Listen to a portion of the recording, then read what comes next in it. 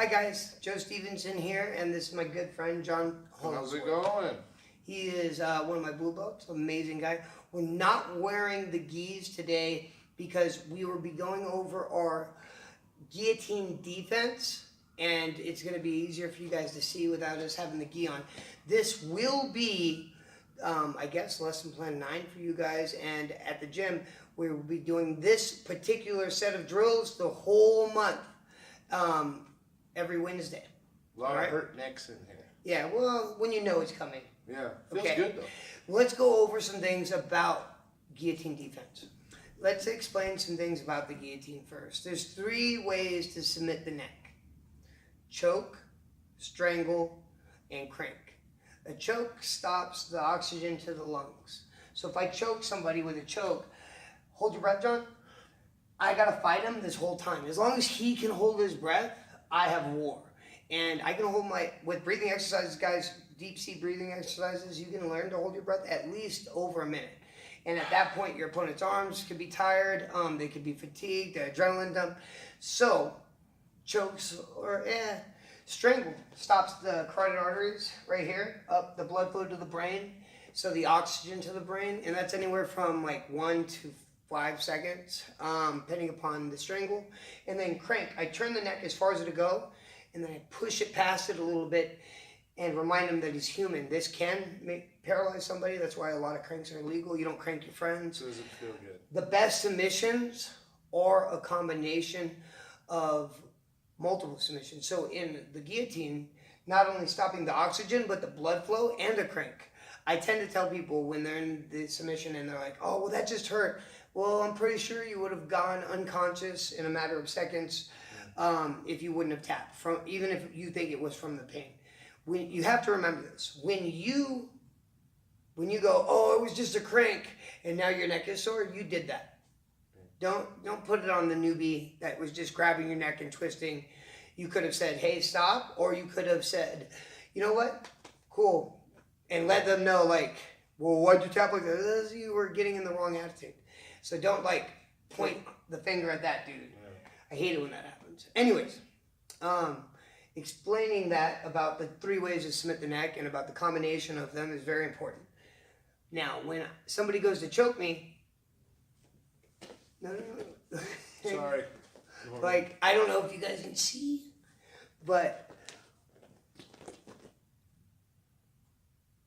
I'm flexing my neck. I'm biting down and all the tendons come and they flex. That stupid thing right there, guys, can help you. You've got to pull down, flex. That will help prevent him from choking you. And it depends how strong your neck is and how big the tendons are in your neck and stuff, to where what you're going to be able to do, like how much you can defend something like that, all the muscles and such. So what we're going to do right now is start with the standing application of guillotines. I will talk about multiple different ones, and these will all be the drills for this month. I have a trapped arm guillotine. I'm going to take this arm and wrap it around my partner's back, like I'm stabbing him in the back. And I do this because pushing out with that shoulder extends my neck. Now I'm going to step and reach for his leg perpendicularly. From here, I bring my feet together, I bend my knees, I'm going to lean back and shoot my hips in. Now, I set him down.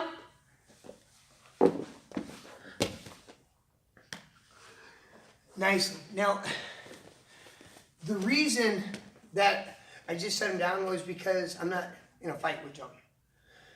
If this was self-defense, if this was life or death, I would slam him on his head. Definitely.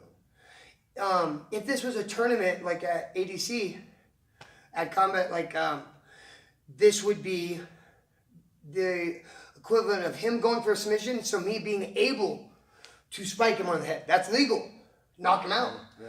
In a fight, in professional fighting and amateur fighting, you have me in a submission, I'm able to slam you on your head to get out. But for the most part, unless you pass the legs, you don't want to go to the ground. It's important to understand that. What you just saw was a trapped arm guillotine.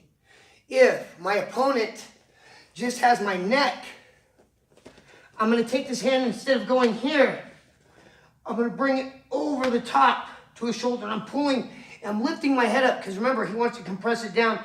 I'm going to step perpendicularly, bring my hand to the inside leg, shoot my hips in, outside leg, and then slowly go down. Boom! If I get stuck in this position, there's a number of things I can do to get out. If I want to be a jerk, when I landed on him, I could have placed my forearm in front of his face and accidentally struck him. That being said, as I'm here, I will grab hand control, put my hand on his face and my forearm, and pop my head out to say no. We're going to go over it in detail in a little bit. Right now, that's just to get these drills going. What you just saw was us start standing, him try to finish it standing. Okay? Now, remembering that, sometimes I go to pick him up, and he's bigger than me. It's hard to pick him up. My back's is not what it used to be. So, if that's the case, right now we have trapped arm guillotine. He has my head. We're here. I step to the outside, but I can't pick him up. My hand controls his hip. My back knee is behind his knee. Our feet make a T.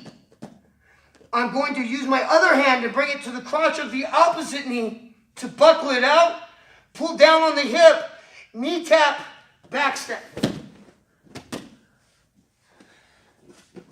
Way easier than picking him up. However, I pick him up first because that works first. If I can't pick him up, the criteria says go here. Yeah, it may be harder to pick him up, but you get out of the risk of danger a lot faster.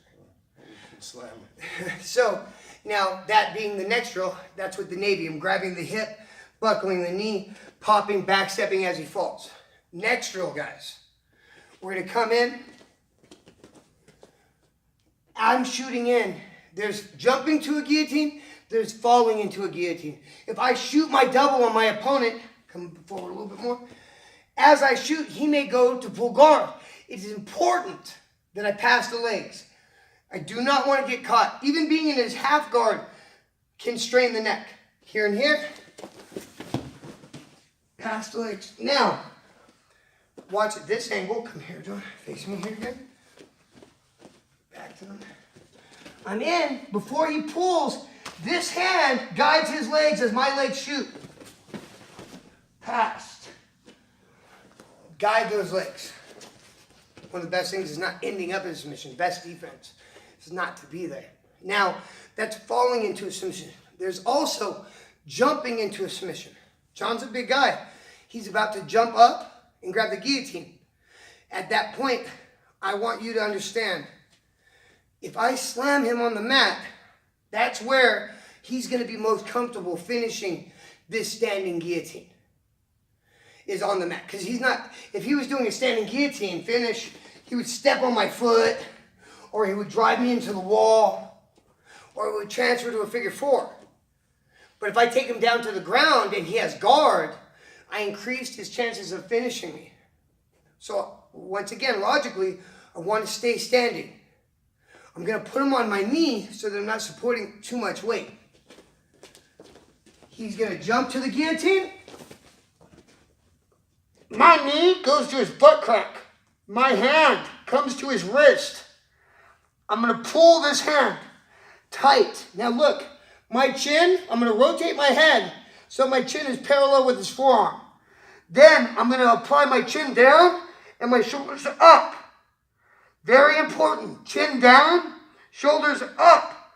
Now I'm going to take him from being on my knee and bring him off my knee as I shoulder bump him.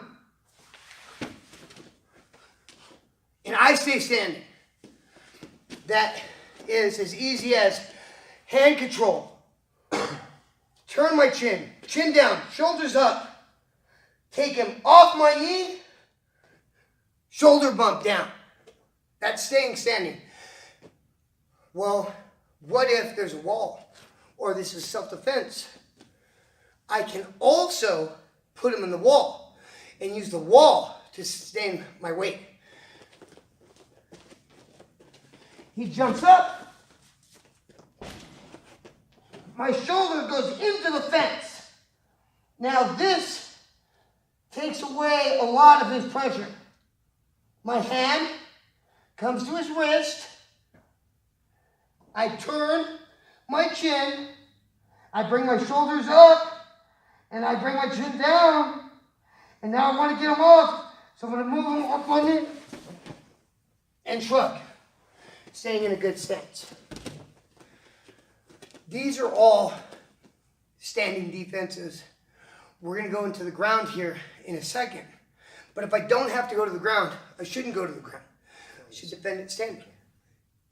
Another standing guillotine is a figure 4 guillotine where the guy grabs your neck and start to choke you here. If this happens, a great defense, bringing the hands to hands control, and then I'm going to drop to my knee as I pull the hands off of my shoulder. This is a figure 4 guillotine defense.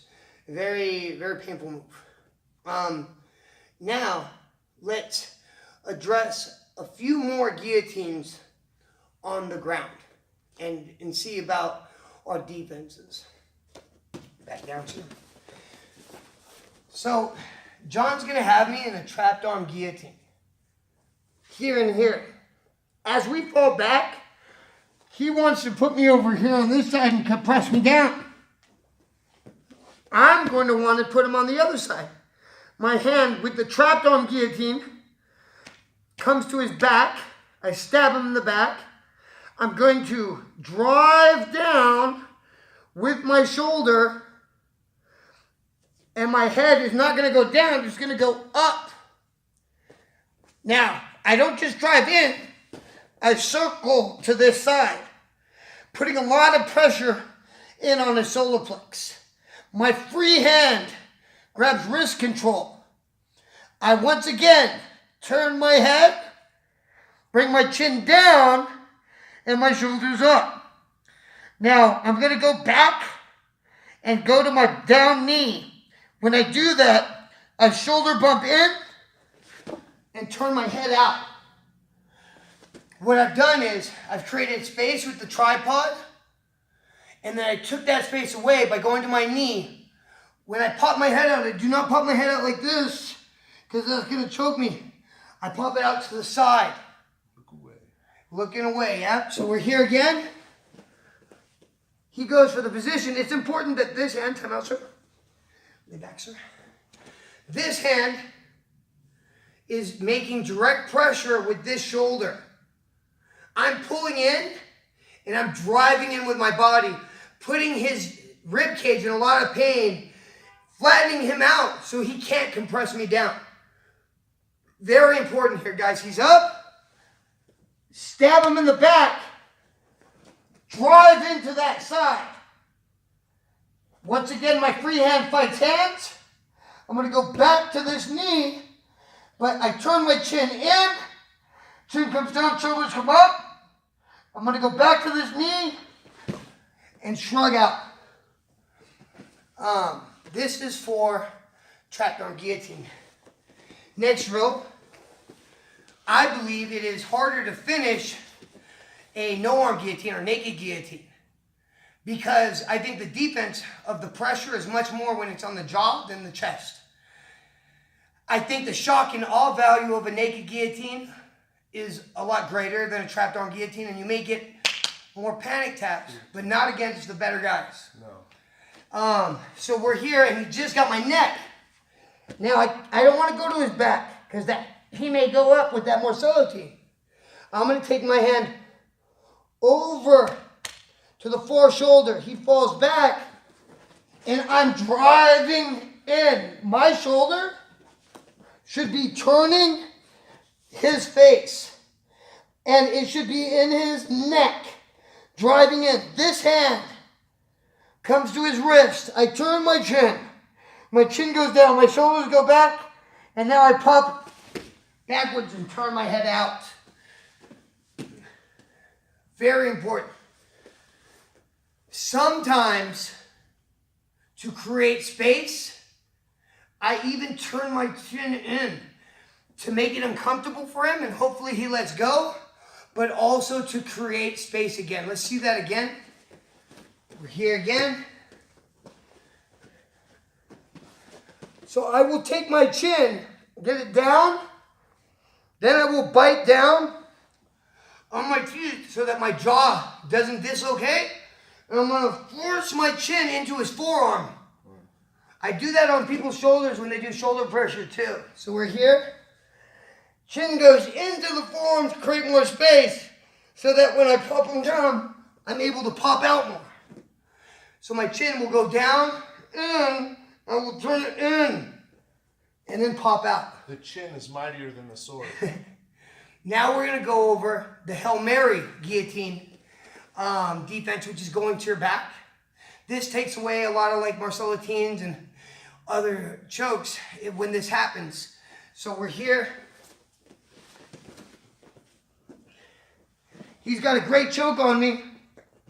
The first thing I'm going to do is go to my side and try to drive in with my shoulder and my head. At this point, when I do this, they tend to start to roll up. It is important that I don't get like this, hook my legs, and drive. I need to fight my feet to the inside, and instead of having my head elevated up, I'm going to dig my feet in.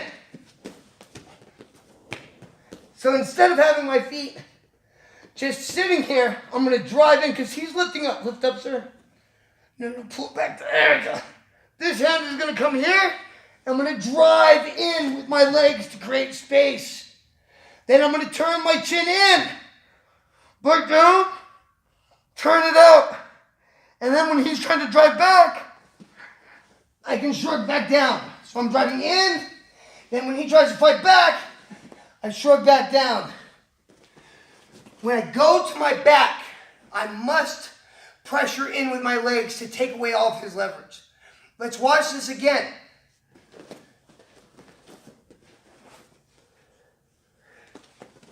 I'm here, he's choking. I'm here, he's up. Arm drive. Feet fight in. I drive in to make space. Turn my chin in. Drive back. He's fighting. I keep driving in. Boom, until I can pop my head through the back of the arm. Welcome to drills class.